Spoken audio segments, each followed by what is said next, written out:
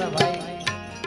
500 ની નોટનું બંડલ લઈ ગયા ક્યાં ગયા એમની ખાસ ફરમાઈશ છે હું બે કટી લઈ લઉં આમાં વિષય અલગ છે પણ તો પણ કારણ કે આયા એક ધર્મનું કાર્ય છે બાપ જેટલા પણ આયા ફાળો થશે આપણે સારા કાર્યમાં વપરાવાનું બધા તાળીઓ હા તમારી ફરમાઈશ